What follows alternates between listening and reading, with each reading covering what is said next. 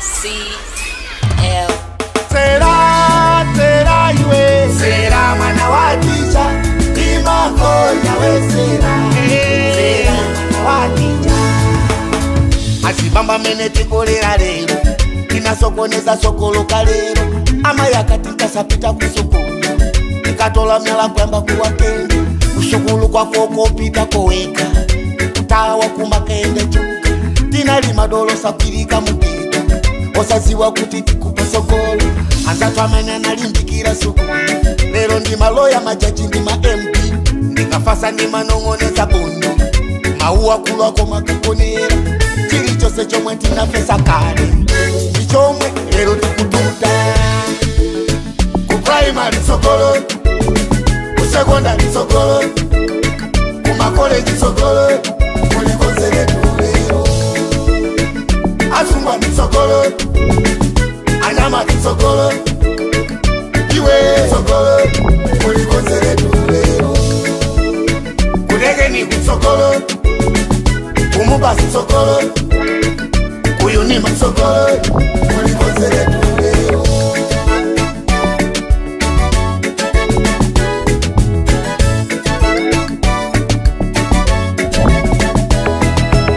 Asikojola nali headmaster di mindezi anka ndi chenjezi Joseph Nkase ndi mpulupulu zako kwa sokolo moyo wako uzaumva kuwawa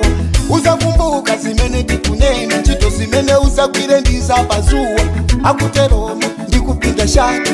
wamenyera pakisama nkalasi tinazipasa maina onyumwisa anketo poti chula ikangota china chakichange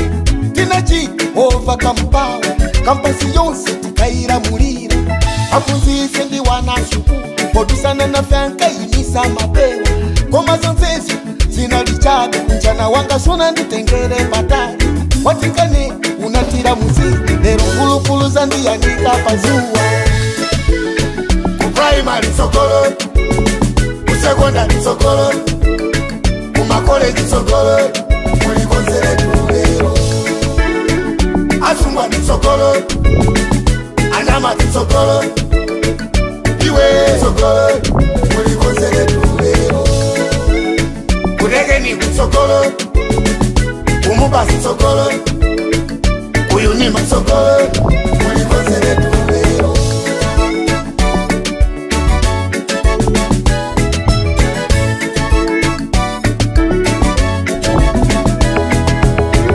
chenjezo lipite sikulonse kwachinyamata onyala nyanza sukulu kula mitima ngati yanansikambe makani kudelera kala ngati yafika maso waliki ungati mbalame za mkuta kwachera muja mwelezera kale kale kuona mowa umene ukumwedwa umakakada ntaya njinga mbuye mtengeni kope kutupa ngati mukunenepa akulomowa wanu mukupoposa jera anzanuwena kulirira sukulu koma akukanika mwayi wafisa libe inu adeng'asa kwa tongolombo makolo wanu kutekera iyali nako asungwana mwakundika kuhule pasosho media mukungotumiza popinzi musalira ngati kalainda kubangula kupoza kutala ya sitima mudango bado kunali chisakalalo wozaziwa kuti ndino pili mwindi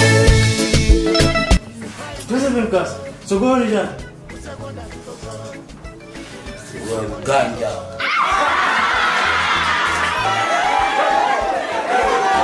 ku primary sokolo ku secondary sokolo ku makoleji sokolo kulikonzere tulero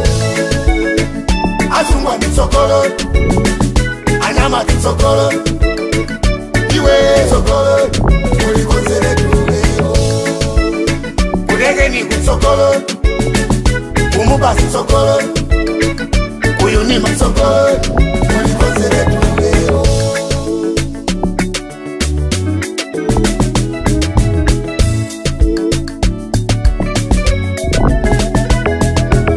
inu adeng'asa kwa tombolombo pasosho media mukungotumiza popinzi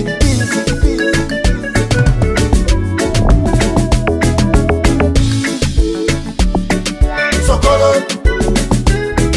sokolo sokolo kulikonzere tulero asungwa anyama iwe